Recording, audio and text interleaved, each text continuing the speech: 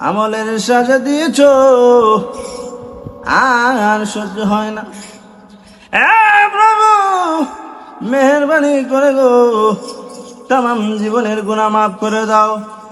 ভাইরা আমার, আল্লাহর কাছে যদি চাও, আমার মহান আল্লাহ চাইতে দেরি হয়। আল্লাহ বলেন আমার বান্দাকে আমার রহমতের কুলে উঠাইতে দেরি হয় না। আমার শুধু তাই না, একজন হিন্দু লোক সারা জীবন মূর্তি পূজারি করলো, শেষে তার মেয়ের পেটের ব্যথা ভালো হয় না। মূর্তির সামনে এসে বলে, ও ভগবান, কত টাকা রাখলাম গো, আমার মেয়ের পেটের ব্যথা ভালো করে দাও না।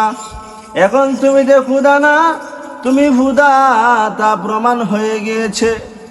এখন আমার মেয়ের পেটের ব্যথা ভালো করার জন্য কত টাকা ডাকলাম, কিন্তু তুমি গো জবাব দাও না। এখন বাধ্য হইয়া লাঠি নিয়া মূর্তির মাথার মধ্যে বাড়ি দিয়া ভাঙ্গা চুরমুচুর করে ফেলাইছে। এখন বলে, কোথায় যাব গো? এখন যাব মুসলমানের আল্লাহর কাছে।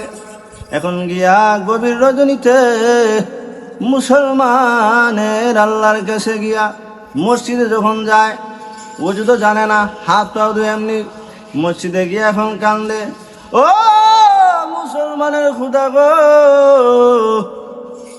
এখন তোমার কাছে এসেছি, আমার মেয়ের পেটের ব্যথা ভালো হয় না।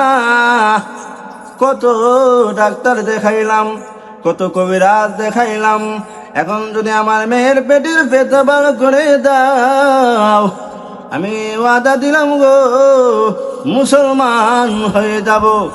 আর যদি পেটের ব্যথা ভালো না হয়, তাহলে আমি বুঝবো মুসলমানের খুদা ও কোনো খুদা না। জোরে কন্যা নাউজুবিল্লাহ।